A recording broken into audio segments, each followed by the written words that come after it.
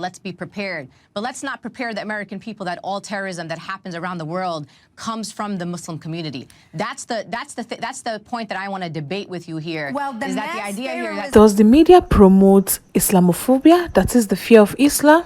Well, this is going to be a debate between Brigitte Gabriel and this Muslim woman, and we're going to find out what their take is on this matter. Brian, Miss Gabriel speaks out of two sides of her mouth. I mean, first of all, in one breath she'll say the West must support moderate Muslims and the moderate Muslims must speak up against terrorism. And in the same breath she'll say peaceful Muslims are irrelevant.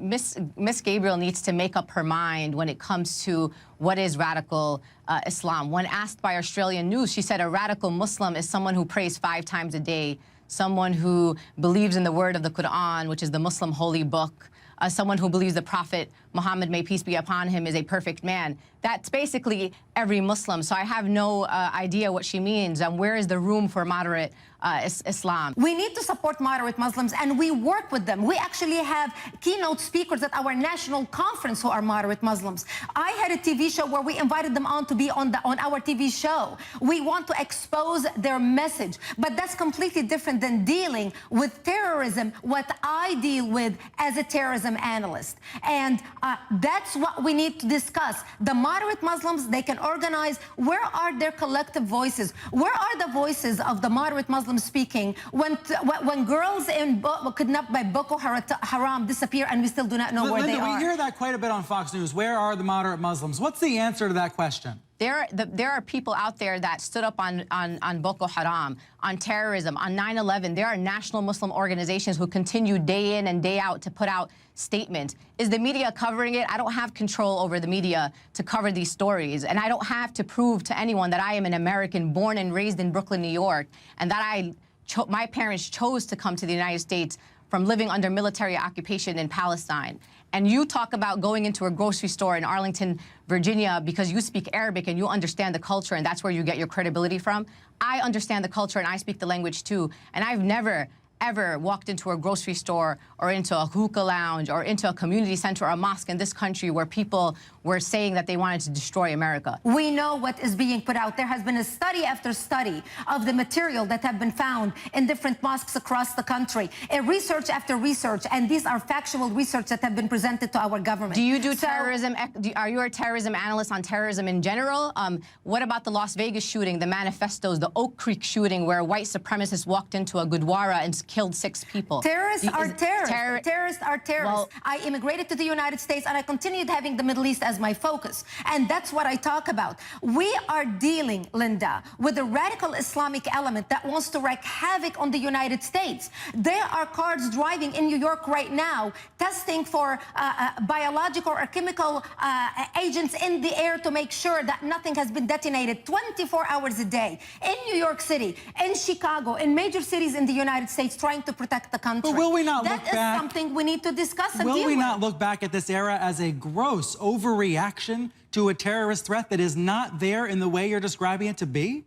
The terrorist threat has been there, Brian, for years. America has been attacked under different administrations since 1979 by radical Islamists, whether we had a Democrat or a Republican. And by people who have twisted Christianity into their own beliefs as well. I agree with you. I agree with you. There are extremists on both sides. But when you look at radical Islam, the country is safe all these years since September 11th because our great protectors and first responders and FBI have put programs in place to protect us, and they are watching over the country. That's why we are safe. Linda, do you feel there are specific examples of times where the media has fanned the flames of misunderstanding about Islam? Absolutely. I mean, let's look at the Boston bombing. The first front page story came out on the New York Post of 2 young Algerian boys with book bags, calling them the bagmen.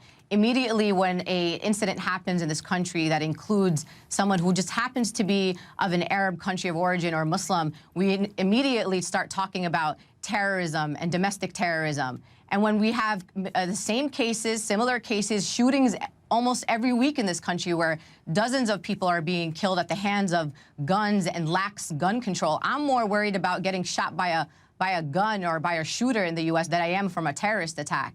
the media oftentimes, including Fox News in particular, who actually does hit series on people like me for standing up and speaking my mind and practicing my American patriotism. The media does play a role in this, but it also gives, again, the platform to people who are pseudo-experts. And just because you grew up in the Middle East and just because you supposedly lived under a war doesn't make you a terrorism analyst. There are people who have extensive training in this area and at the same time can talk about very fringe Islamic terrorism without talking about Islam as a religion being a threat. The fastest growing religion in the country. And what Ms. Gabriel and her friends don't say is that many of the foiled plots that in this country have been foiled by information that came directly from the community, in some cases even the immediate family members of those who were alleged to be organizing a terrorist attack or traveling to places like Pakistan and others. We're talking about, as two Americans, about how we can protect our country. We are both faced with an enemy wishing both our destruction. When those people attacked the World Trade Center, they wanted to kill Americans, Muslims, Christians, and everybody.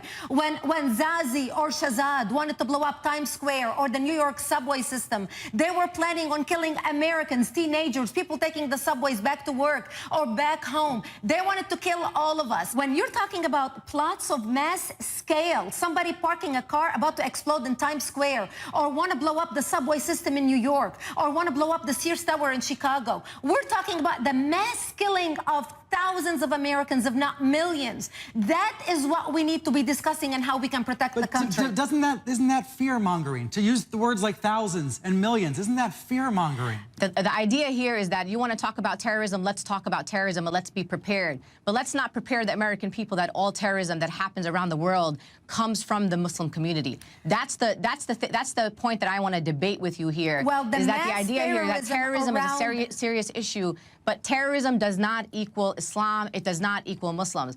I am from New York. I live in New York. I was here in New York on 9/11, Ms. Gabriel. I understand the impact that 9/11 had on communities in New York City. I could have been in the World Trade Center. I could be dead here today. There were Muslim responders. There were Muslims. 75 Muslims died in 9/11, including a first responder, Salman Hamdani. So I want you to understand that if you want to combat terrorism, you need to work within the Muslim community. You need to make sure that we are part of that discussion. And the, quote, moderate Muslims that you're talking about, which are almost every Muslim living here in this country, need to be part of this discussion. But to alienate the Muslim community, create them as the other, and to start making over-exaggerations about these potential attacks that haven't happened is not the way that you combat terrorism in any country, and especially not here in the United States, in a country where I can live here and speak freely, you can stand there and speak freely, and that's the kind of country that I want to live in, and I want to be part of the discourse. And we want to make sure we protect this country, and we do work with a lot of moderate Muslims, like I said,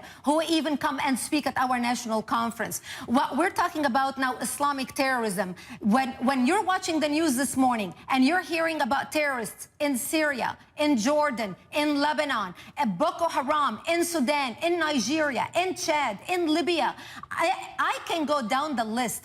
Every single instant when you're watching the news, it's not Buddhist terrorists, it's not Christian terrorists. Yes, there are some crazy people who commit terrorism, but right now the terrorism on mass scales, the bodies piled up, the people being beheaded, even Muslims shooting other Muslims, like what we watched in Iraq because they did not believe them that they were Sunnis. That is barbarism on a mass scale, and that's unacceptable in civilized society. As long as you clarify and you stand up and say that the fringe extremists of any faith are only a tiny minority in the larger faith, this is what we want you to talk about. When you talk about Islam and you talk about the Quran, 1.4 billion people across the world follow the word of the Quran.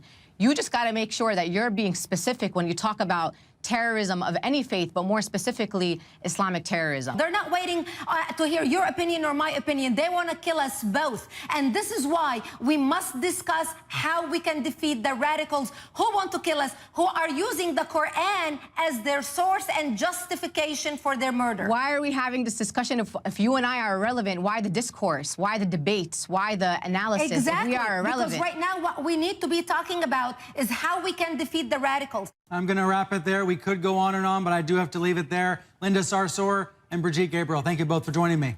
Thank you. Wow, guys, that was a very brilliant one. I really enjoyed every bit of this video. I love the take of the Muslim woman. I love what she discussed. I love the fact that she stood her ground. She let her understand that we should not always, point hand at one particular religion when something goes wrong.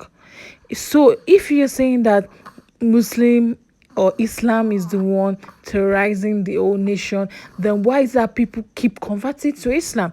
That's another question we should ask. So I understand Brigitte Gabriel, but how do you tend to solve that situation?